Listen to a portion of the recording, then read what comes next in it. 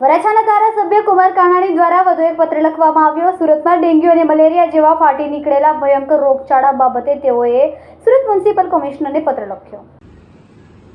સુરત શહેરની અંદર અત્યારે રોગચાળો ફાટી નીકળ્યો છે। ડેન્ગ્યુ અને મેલેરિયા જેવા તાવના કેસમાં લોકોના મરણ થઈ રહ્યા છે।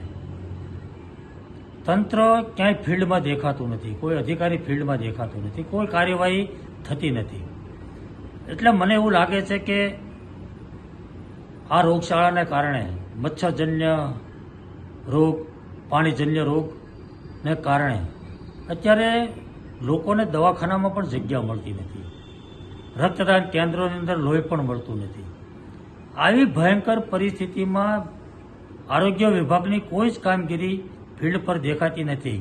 એટલે મને એવું લાગ્યું કે તંત્ર ઊંઘી રહ્યું છે, એને જગાડવાની જરૂર છે ને એટલા માટે મેં આ પત્ર લખ્યો છે।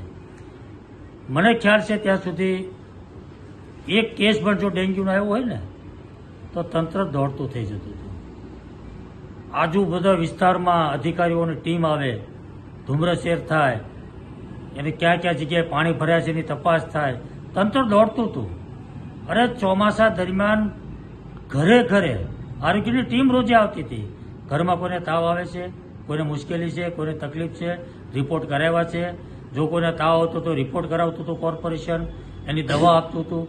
આ ચોમાસું પૂરું થવાયું મેં એક પણ અધિકારીને મારા ઘરે કે મારી સોસાયટીમાં મેં જોયું નથી, ફિલ્ડમાં મેં ક્યાંય અધિકારીને જોયા નથી।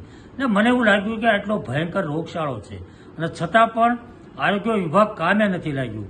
એટલા માટે મેં કમિશનરને ધ્યાન પર મૂકવા માટે મેં આ પત્ર લખ્યો છે। અમારા વિડિયોની નવી અપડેટ મેળવવા માટે સબસ્ક્રાઇબ કરો માનવ પ્રભા ન્યૂઝ ચેનલને, બેલ આઇકન ક્લિક કરો લેટેસ્ટ વિડિયો સૌથી પહેલા મેળવવા માટે।